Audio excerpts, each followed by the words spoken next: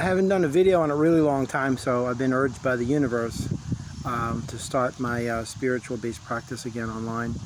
This is where I impart my ancient wisdom and what my connection is to the universe, to others, to the viewers. So hopefully it'll help in some way to someone who's perhaps questioning experiences in their reality, whatever the case may be. But everything has a purpose and reason for being. So, you know, I'm going to start doing these videos again once a day. This one I'm going to do today is a combination of, first off, manifesting, and secondly, the earth in juxtaposition to science, math, physics, you know, all that stuff. So you're going to always see, when it comes to manifesting, they're always going to talk about the law of attraction.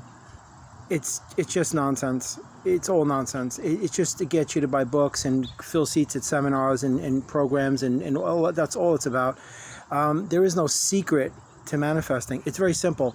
If you really have a desire for something and you really know that you deserve it, and you've convinced yourself that you more than believe it, then that's it. So you set an intention, whatever your intention is. You set it in your cosmic imagination, and then you send it to the universe. And then the key to manifesting is that once you know that you have sent it to the universe, just forget it. All of this stuff about affirming and reaffirming and, you know, writing things down 100 times and saying things 28 times and saying a certain affirmation for 28 days, and all that does is to serve to create a tether, because that is a blockage. It's obsession. Obsession is a tether.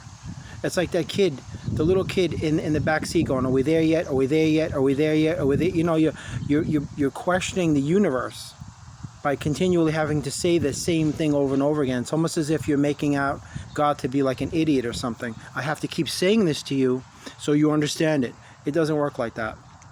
If you know that you deserve something, just align yourself with that vibration, whatever it is. Money, friendship, your divine partner, whatever it is. You have to be a vibrational match to whatever it is you're looking to draw into your experience, because you don't attract anything when it's coming to manifestation. So there is no secret to it. You can't obsess over it. You can't be like constantly, because then your intention is not being released. You have a chain from your mind to the hands of God, and you're not letting anything move. So there's that. I mean, you could watch all these big known names on YouTube that have been around for years and years, with all the stuff that they say about sending up rockets to turn the vortices and all this. That's all nonsense. None of those people practice what they preach. They're all multi-millionaires, and they didn't get that way by the law of manifestation. They got that way by making you believe that this is what they're saying is the truth. So you got to stop obsessing over this stuff. Give you a prime example. Happened to me the other day. Woke up in the morning and I saw a crow in a tree, and I said, man, it'd be great if I could have one of those crow feathers. And that was it. And I forgot about it. And then I went to a powwow, hung out, and, you know, came back like maybe 8 hours later, and there it was, right in front of the door, a crow feather. I had totally forgotten about it. That's how you manifest rapidly. If you continually keep, oh, I got to have this, I got to have this, I got to have this, I got to have this, you're just creating a tether, and it's not going to happen, no matter how many times you say it.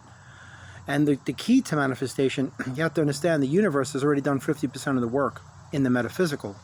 You have to take physical action in the physical world to see physical results. So you got to do something here, because the opportunities and possibilities have already been created, energetically speaking. You just have to connect with it. Now, the other part of the topic I want to speak about is the system that we are immersed in, the matrix. They always say, never question science. You know, science has all the answers. Religion is the nucleus of the matrix. We know that. Politics, science, Western medicine, the telecommunications industry, the military-industrial complex. It goes on and on. But let me give you just a little bit of a wake-up call to everybody. Science says that the Earth is almost 5 billion years old, with a B, 5 billion years old, which it's much older than that. Okay, let's just say 5 billion years, with a B. Now, the oldest religion is Hinduism, which is only a few thousand years old. Let me say that word again. A few thousand years. Not hundreds of thousands, not millions. Just a few thousand. That's the oldest religion is Hinduism. You can Google this yourself. I think physics is something like 4,000 years old. Math, I think, is 2,500 to 3,000 years old. Science is maybe like 3,000 years old. The oldest known human species is Homo habilis, 2.4 million, with an M, million years. Okay, so you have the Earth, which is almost 5 billion with a B, and the oldest human being is 2.4 million with an M. And then tell me again that this Earth was created for man. That's why you have to not listen to their system and their science and all of the things that were created by a reptilian species to just enslave you. And please, check this stuff for yourself. Google it. Google, how old is science? How old is math? How old is physics? How old is the oldest human species? How old is the Earth? How old is the oldest religion? And you, in juxtaposition, you compare them. And then you see the nonsense to all of it. I mean, every other species on this planet has been here billions and billions and billions and billions and billions of years, long before the inception of humanity. But they say this Earth was created for us. It's just nonsense.